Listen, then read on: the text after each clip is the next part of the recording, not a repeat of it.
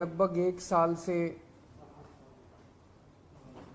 Bharatiya Janata party चिल्ला चिल्ला के कह रही है कि दिल्ली में कोई शराब घोटाला हो गया और देश की जो जो भी सबसे बड़ी से बड़ी जांच एजेंसियां हैं वो अपना सारा काम धंधा छोड़ के इस शराब घोटाले की जांच में लगी हुई हैं। तो मैं समझता हूं कि उनको अब तक तो शराब घोटाले के सब कुछ मिल ही गया होगा, सारा पैसा भी मिल गया होगा, सब कुछ मिल गया होगा। तो पहले 2-3 मिनट में इसी पे चर्चा करना चाहूँगा कि शराब घोटाले में जांच एजेंसियां कैसी जांच कर रही है, क्या मिला अभी तक। इसमें मनीष सिसोदिया जी जो कि फाइनेंस मिनिस्टर थे, डिप्टी चीफ मिनिस्टर थे, उनके ऊपर सबसे बड़ा आरोप ईडी ने और सीबीआई ने लगाया है कि मनीष सिसोदिया जी ने अपने 14 फोन तोड़ दिए। तो इन्होंने सबूत खत्म करने की कोशिश की। ये सारी जांच वांच करने के बाद इन एजेंसीज ने मनीष सिसोदिया पे आरोप लगाया कि 14 फोन तोड़ दिए। ये ईडी की चार्जशीट है,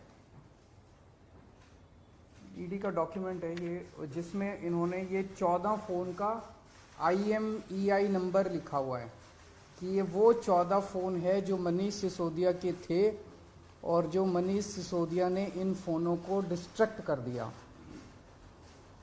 ये ईडी के डॉक्यूमेंट में है। इसी के बाद ईडी की सीजर मेमो है। ईडी कुछ भी सीज करता है तो उसको मेमो, इन 14 में से ईडी खुद ही कह रही है सीजर मेमो कि 4 फोन हमारे पास हैं।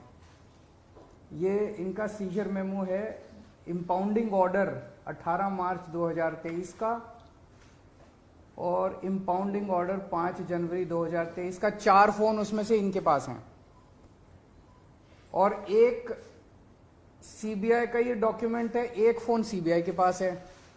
तो 14 में से 5 फोन तो इनके अपने पास ही हैं। जो कह रहे हैं कि मनीष सिसोदिया ने तोड़ दिए, उन 14 में से 5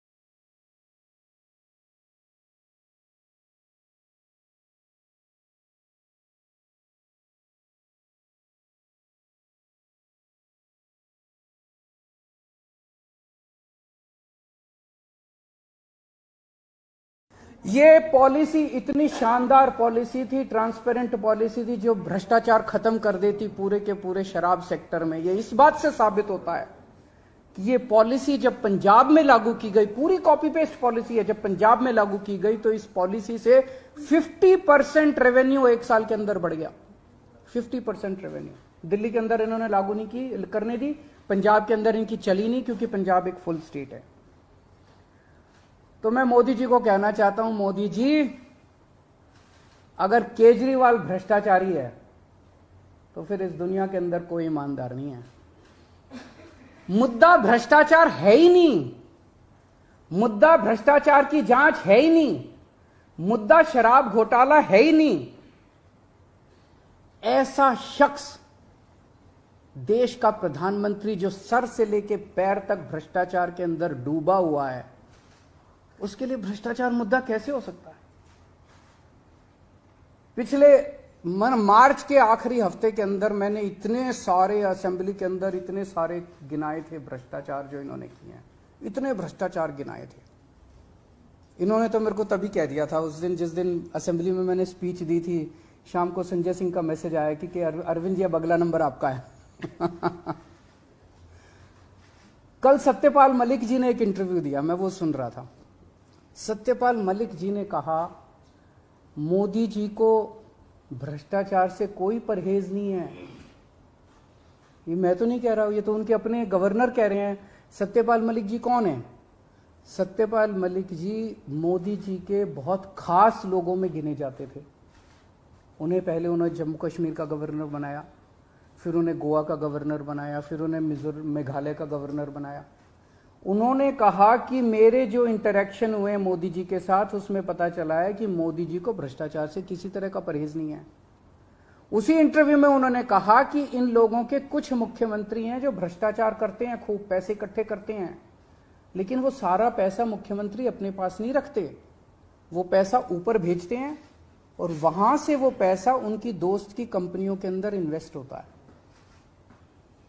मैंने भी तो इसी तरह का कुछ कहा था अपने उसमें।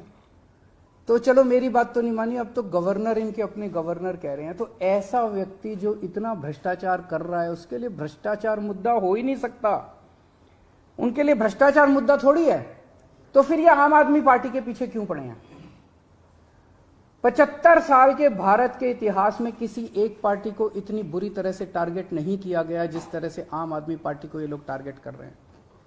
नंबर 2 को गिरफ्तार कर लिया, नंबर 3 को गिरफ्तार कर लिया, और उनको गिरफ्तार करने का तो मकसद इनका यही था कि मेरी गर्दन तक पहुंचना। तो अब ये मेरे पीछे पड़े हैं, मुझ तक पहुंचने की कोशिश कर रहे हैं। किसी पार्टी को इस तरह से नहीं टारगेट किया गया जिस तरह से आम आदमी पार्टी को टारगेट किया गया। उसका एक कारण है, वो कारण है कि 75 साल के बाद आम आदमी पार्टी ने इस देश को एक ऐसी उम्मीद दी है जो कि कोई पार्टी नहीं दे पाई। गुजरात के अंदर 30 साल से बीजेपी की सरकार है, उसमें 12 साल प्रधानमंत्री मोदी जी खुद वहां पे मुख्यमंत्री रहे। 30 साल के अंदर ये एक सरकारी स्कूल ठीक नहीं कर पाए, एक भी सरकारी स्कूल ठीक नहीं कर पाए। जब मोदी जी को फोटो खिंचवाने के लिए सरकारी स्कूल में जाना था तो एक टेम्पोरेरी क्लास, एक टेंट के अंदर टेम्पोरेरी क्लास बनानी पड़ी इनको फोटो खिंचवाने के लिए। फोटो खिंचवाने लायक सरकारी स्कूल भी नहीं बना पाए। और 5 साल के अंदर दिल्ली के हमने सारे सरकारी स्कूलों का कायाकल्प कर दिया। 5 साल के अंदर हमने सारे सरकारी स्कूल ठीक कर दिए। इस देश के लोगों को आम आदमी पार्टी ने एक उम्मीद दी है कि केवल आम आदमी पार्टी उनकी गरीबी दूर कर सकती है, उनको शिक्षित कर सकती है, उनके बच्चों को रोजगार दे सकती है। आम आदमी पार्टी ने इस देश के लोगों को उम्मीद दी है।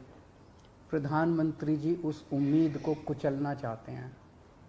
प्रधानमंत्री जी नहीं चाहते कि वो उम्मीद आगे बढ़े, क्योंकि अभी तक इन सारी पार्टियों को की मिलके जो लूट चल रही थी, अगर इनको स्कूल बनवाने पड़ गए, इनको अस्पताल बनवाने पड़ गए, तो उनको लूटने के लिए पैसे नहीं बचेगा।